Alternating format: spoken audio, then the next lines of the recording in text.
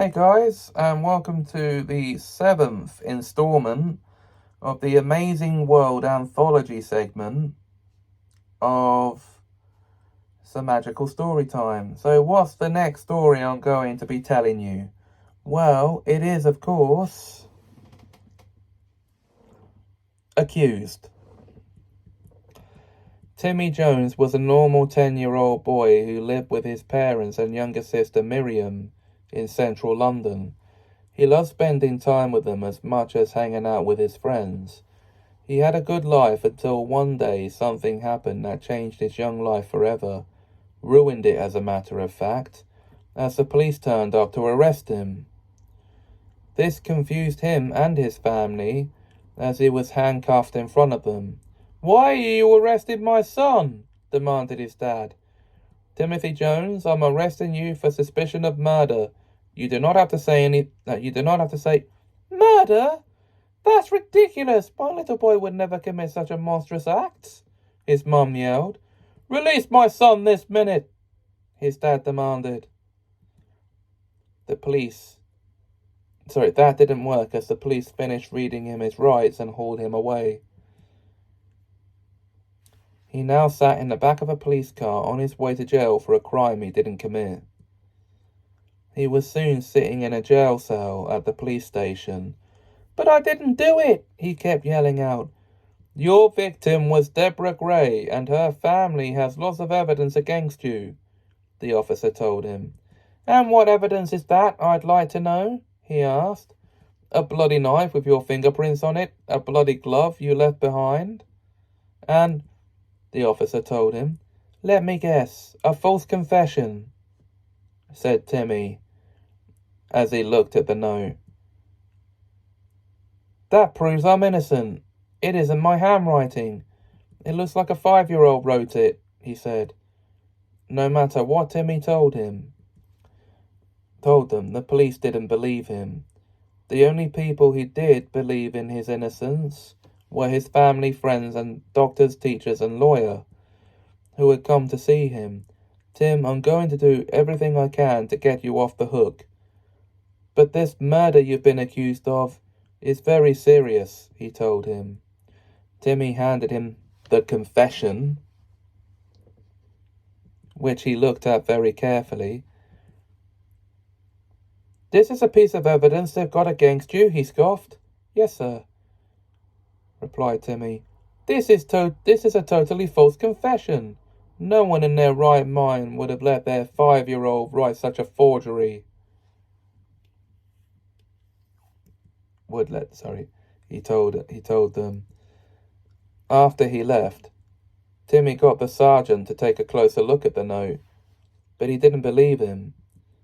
He appeared in court in the next 2 months, and his defense included testimonies from his mum, dad, sister, best friends, grandparents, headmaster, doctor, aunts, uncles, and cousins, all defending his innocence. After that, they called him to the stand, and he pleaded for his own innocence by telling the court exactly where he was at the time the murder took place. "I was at the local park with my friends playing football. Nowhere near the victim at the time," he told them honestly. Whilst the prosecution were making their case against him, they brought the knife and glove forth as evidence. They asked Timmy to come and try on the glove, which instantly fell off his hand because it genuinely did not fit him. The judge read the confession. "Son, can you write on this piece of paper for us, please?" he asked, and Timmy obliged. And it didn't match the untidy scrawl on the confession. "Objection!" called the prosecutor, but the judge overruled it. "Whoever wrote that confession it was not the defendant, as he does not write with an untidy scrawl," he shouted. "But he killed my daughter!" yelled Deborah's mum. The judge banged the gavel. "I must warn you, madam, that if you disrupt the court, I will have you arrested for contempt." "That's contempt of court," he warned her. The head juror stood up. Your Honor, we've heard enough. We have reached our verdict, she said. Would you please read the verdict? Asked the judge. We find the defendant, Timothy Jones, on account of murder, not guilty, read the juror. The judge addressed Timothy Jones. You have been tried by a jury of your peers and found innocent of murder. And based on the so-called evidence presented before us here today, I'm not surprised. You were wrongly accused. And it is the order of this court that your accusers apologize for accusing you, he ordered upon banging the gavel. Timothy received apologies from Deborah's family for falsely accusing him, and from the police for not believing him or his family. And that would have been enough, would it? You're not going to fire the police? Or maybe imprison the family for accusing him?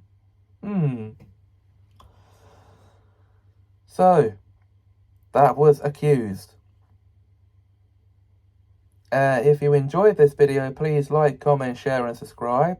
Thanks for watching. Until then, until next time, have us a magical time, will you?